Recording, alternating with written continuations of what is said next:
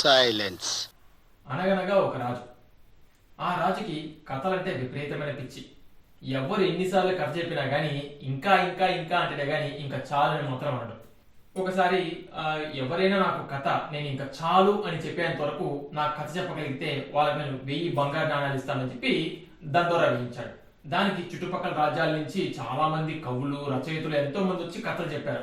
అయినా కానీ ఆ రాజు ఇంకా ఇంకా ఇంకా అంటున్నాడు తప్పితే ఇక చాలు అని మాత్రం అనలేదు. ఈ దండోరా విన్న ఒక పేద బాలుడు వాళ్ళ ఇంట్లో బాగా కష్టాలు ఉన్నాయి, వాళ్ళ అమ్మకి చెప్పాడు, అమ్మ నేను ఎలాగైనా రాజు దగ్గరికి వెళ్ళి ఆ 1000 నాణాలు కొట్టుకొని వస్తాను చూడు అని చెప్పి చెప్పాడు అనమాట. వీడు ఆ రాజు దగ్గరికి వెళ్ళి ఆ ఆస్థానంలో అందరం ముందు ఇలా కథ చెప్పడం స్టార్ట్ చేశాడు.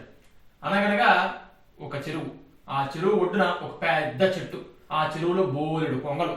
ఒక రోజు ఒక కొంగ వచ్చి ఆ చెట్టు మీద వాలింది. ఆ కొంగను చూసి ఇంకో కొంగ, ఆ కొంగను చూసి ఇంకో కొంగ, ఆ కొంగను చూసి ఇంకో కొంగ, ఆ కొంగను చూసి ఇంకో కొంగ అని చెప్తూనే ఉన్నాడు. రాజుగారికి చిరాకు వచ్చి ఇంకా చాలు అన్నాడు. అంతే, అందరూ చప్పట పడేశారు. ఇంకా చాలు అని రాజుగారి నోటి నుంచి వచ్చింది కాబట్టి ఆ బంగారు 1000 నాణాలు ఆ బాలుడికి ఇచ్చి పంపించారనమాట. అలా ఆ బాలుడి యొక్క కష్టాలు తీరిపోయాయి. ఆ రోజు నుంచి ఆ రాజుగారు కథలు కథలు అని ప్రజా సమయాన్ని అందరి సమయాన్ని వేస్ట్ చేయకుండా సమస్యలు పరిష్కరిస్తూ చక్కగా రాజ్యాన్ని వెళ్ళాడు. ప్లీజ్ సబ్స్క్రైబ్ అని చెప్పాల్సిన పర్లేదు. కథ నచ్చితే మీరే చేస్తారని నాకు తెలుసు.